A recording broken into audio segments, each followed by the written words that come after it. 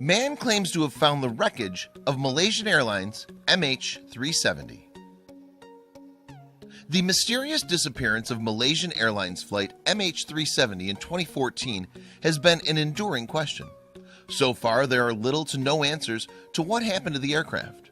There were an extensive multinational air and sea investigation that took place after the plane had vanished from the radars. These efforts were claimed to be the most significant recovery efforts ever made. But unlucky, the shots were all in vain.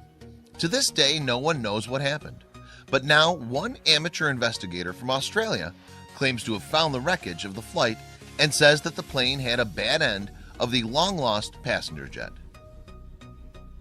In the early hours of the morning of March 8, 2014, Malaysia Airlines flight MH370 with route to Beijing took off from Kuala Lumpur International Airport. The flight list had 227 passengers and 12 crew members, including Captain Ahmad Zahari. As all crew members, Zahari was a Malaysian national. He'd been flying for the airline since 1981 when he first joined the company ranks as a cadet. The expected duration of the flight was about 5 hours and 24 minutes. However, we're still waiting for the aircraft to touch land. Before the catastrophic flight, Zahari had an admirable flying record of 18,365 hours. He was not only a well-qualified pilot, but he was also a flying instructor and examiner. There was no one better to pilot that flight. Alongside him in the cockpit was the first officer, Farik Abdul Hamid, who was 27 years old. He had also joined the company as a cadet back in 2007, and during his time in the company, he had accumulated 2,763 flying hours. Flying this Boeing 777-200 to Beijing would be the last part of Farik's training in operating this model. We know that both pilots were very well qualified for the flight, and although Farik had little experience with this model of plane, that didn't suppose a risk, as Zahari was a very seasoned pilot and had plenty of experience. The plane itself, the Boeing 777-200, was first introduced to the market back in 1995 and has an outstanding safety record. Only a 0.4% of these manufactured planes had ever crashed or had any critical incidents. These numbers actually compared very well with other types of passenger jets. Boeing produced 1,412 units of this model, and so far only 6 had been pulled because of fires, crashes, or attacks. Among these 6 planes, there's another fateful Malaysian Airlines plane, the flight MH17, which was shot down by pro-Russian rebels in Ukraine on July 17, 2014, with anti-aircraft missiles. The loss of both flights was a hard hit for Malaysia Airlines that in less than 6 months had lost 2 planes and almost 550 passengers. The Boeing 777-200 of flight MH370 had only 12 years operating, and it had gone under a comprehensive maintenance check only a month before the tragic flight. At 12:42 a.m. local time, the plane took off without signs of problems with the aircraft. Zahari took the plane to 18,000 feet, looking for a navigational waypoint, while he waited for clearance to increase altitude to 35,000 feet, which came at 1:01 a.m. 7 minutes later, the plane had reached its goal altitude. At 1:09 a.m. was received Captain Zahari's last message. The Lumpur radio operative signed off. Malaysia 370, contact Ho Chi Minh 120.9.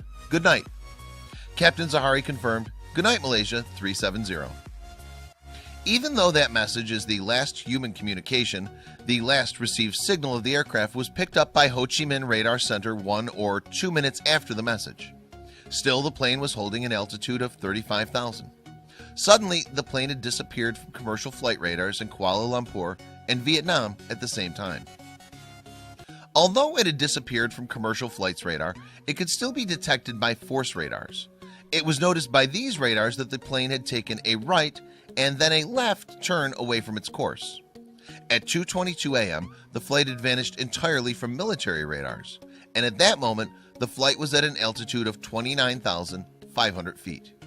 The automated satellite communication system built into the plane continued to operate for a while, but also ceased to work. The flight was scheduled to land in Beijing at 5:06 a.m. However, it never reached its destination. It wasn't until 7:24 in the morning that the news about the disappearance of the flight was made public. Soon enough, the international media was giving coverage to the news. Military and civilian search parties were deployed, and investigators got busy. As time passed, 2 weeks after the aircraft's vanishing, Malaysia's Prime Minister gave a press conference that he said that the plane's last known position was over the southern Indian Ocean, but with no land in the vicinity, the only logical explanation was that the craft had fallen into the sea. As months passed and there were no answers to what happened to flight MH370, speculation started to grow all around the world. Different theories appeared trying to explain the mysterious disappearance from the craft. Some were more plausible than others. One of the assumptions that grew bigger was that the pilot of the flight was responsible for a murder-suicide. Other theories included that the plane had been hijacked or that it had been shot down. Very soon these theories came to nothing, as there just wasn't any evidence to support them. By the time the investigation was called off, only a few pieces of wreckage had drifted ashore, but there was no sign of the full body of the aircraft. Now, after over 4 years of the incident, a man is claiming to have found the remnants of the aircraft using Google Earth. Peter McMahon, an Australian engineer and amateur aviation crash investigator. According to his statement, he said that he'd found the aircraft to the north of Mauritius in the Indian Ocean and said that the fuselage of the craft seemed to have bullet holes as if attacked by another aircraft. However, the specialist has said that the images sent by McMahon were captured by the satellites in 2009, 4 years before the incident, and declined his theory that the plane had been shot down. Hopefully, many more people with theories will come forward and maybe someone will find the truth.